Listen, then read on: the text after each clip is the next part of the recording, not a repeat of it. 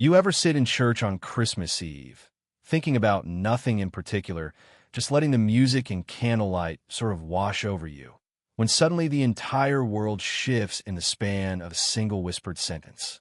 Because that's exactly what happened to me, and I swear I've never forgotten the feeling. 1 second, I was a stranger at the back of the pew. The next, I was standing at the crossroads of someone else's miracle, whether I was ready or not. See, that night, all I wanted was a little peace and quiet, something to blunt the ache after losing my mom 2 months back. She'd always loved this service, always said miracles come when nobody's looking. And right when the choir started up, in the flicker of all those little candles, I heard the tiniest voice break through the hush, so soft but so sure it nearly cracked my heart in two. God, I just want a dad for Mommy. She's really tired. You know what I mean? Like a plea meant for the heavens, but it landed right in my lap. I looked up, and there she was, this little girl, maybe 4 years old, blonde hair all tangled, hands knotted so tight in prayer you'd think she was holding the whole world together. Her red dress was a hand-me-down, boots didn't match, but her eyes? Serious as a judge. And next to her, a woman, not much older than 30, hair tied back in a rush, face drawn but soft with that kind of love that can barely catch its breath. She put her hand on the girl's back, just for a second, and I swear I felt it all the way in the last row. I didn't know them, not their names, not their story. But when the service ended, I couldn't get that moment out of my head. I watched them slip out early, holding hands into the snowy night, the girl laughing, the mother just barely remembering how to smile. And me? I just stood there like some fool, letting everyone else file out until even the candles were gone and the music faded to nothing. The pastor came by, asked if I was all right, and when I asked about them, he just nodded. Her name's Grace. That little one's Ellie. Lovely folks been through it. I stood outside in the snow, streetlight making halos, feeling the world turn quiet and soft around me, and for the first time in a long time, I didn't feel completely alone. But that's not even the wildest part. Next morning, I'm back in Manhattan, in my glass tower with a view of everything but the stuff that matters. I can't shake the memory of that girl's voice, so I call in a favor, nothing creepy, just enough to know they're safe. Turns out, Grace is scraping by in a busted old apartment, patching together jobs to keep the lights on. Her husband died 3 years back at and run on the way home from second shift. She cleans, she waits tables, she hands out flyers. Also, Ellie doesn't go without. You want to talk about humility? That woman never asked for help from anyone. Just kept her head down and loved that girl with everything she had left. I don't know what got into me, but that afternoon I made some calls, got their roof fixed, dropped groceries by the door, little things, always anonymous, because I knew what it's like to feel like charity, and I wouldn't wish that on anyone. On New Year's Eve, I drove back, left daisies and milk at their door with a note, someone up there cares for you. Didn't sign it. Didn't need to. Ellie found them first. Mommy, God sent us an angel. Grace didn't know what to say. Just held the card and looked out into the empty hallway like she was searching for the punchline. That night, I watched from across the street, hidden in my car, and for the first time in years, I felt like I was doing something that mattered.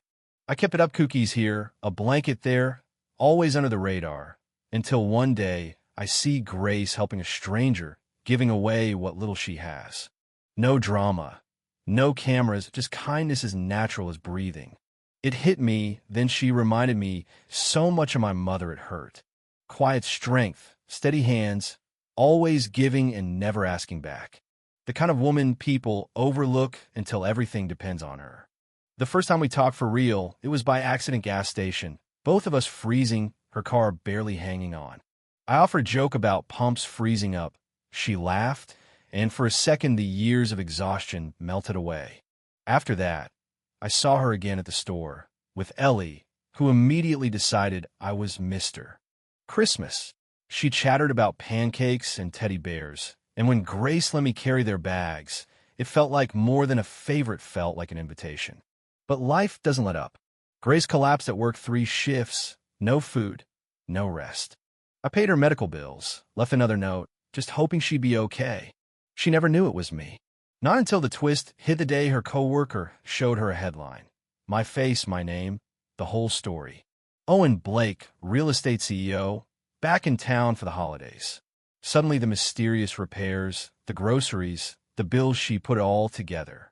That night she found me, voice trembling with anger and pride, and let me have it. You think I'm a charity case? You hide who you are, act like some guy at a gas station, and you're Blake Holdings the whole time. You don't get to decide what I need. She was right, you know. I tried to explain, I'm not helping out of pity, Grace. I do it because you deserve better. Because you're strong. Because you remind me what love looks like. And then came the real twist. Ellie, half asleep, heard us in the hall. Are you mad at Mommy? She asked, clutching her teddy.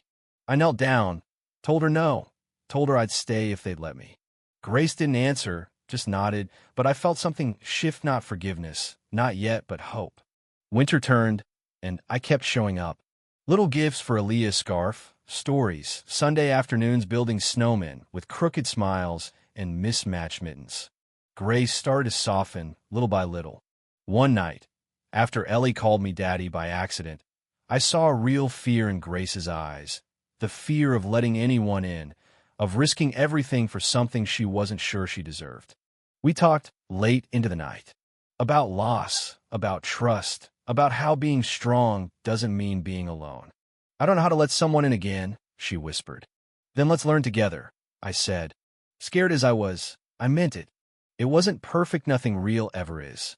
Ellie got sick, burning up with fever, and I sat by her side through the night, holding her hand, whispering that Daddy was there if she wanted him to be.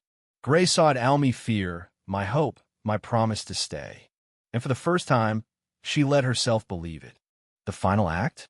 That same little church, soft with winter light, empty but for us.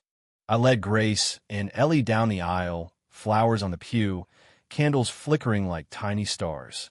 I knelt in front of Ellie, told her I heard her wish and wanted to be her dad, not just for Christmas, but for every day. She jumped into my arms, shouting yes. Yes. 1,000 yes. And the whole world felt new. Then I turned to Grace. Told her she was the answer to a prayer I never thought I'd make, that she was home if she'd have me. Pulled out a simple, ring nothing flashy, just honest, and asked if we could build a life together. Grace laughed through her tears, pulled us all into a hug, and the church bells rang out over the quiet, snowy town. No audience, no grandstanding, just a family built on second chances. A year later, everything's changed. We're in a house filled with cinnamon and pine, Ellie's laughter echoing down the hall, Grace humming in the kitchen, me learning to wrap presents without making a mess of the tape. We started a charity angel of Christmas helping single moms, spreading little miracles just like the one that found us. Some nights I still think about that first whispered prayer, about how sometimes the smallest voice can reach farther than any sermon, farther than any grand gesture. And yeah, sometimes miracles aren't loud or perfect or even what you expect at theory, just real, and you have to be brave enough to answer them. So let me ask you, what do you think? Is it charity or is it love? Is a miracle something that happens to you or something you build together? Let me know what you believe in the comments, because in the end, it's the stories we share and the kindness we dare to give that change everything. If this story moved you even a little, share your thoughts, share your stories, and keep believing in small miracles. Maybe, just maybe, that's all any of us really need.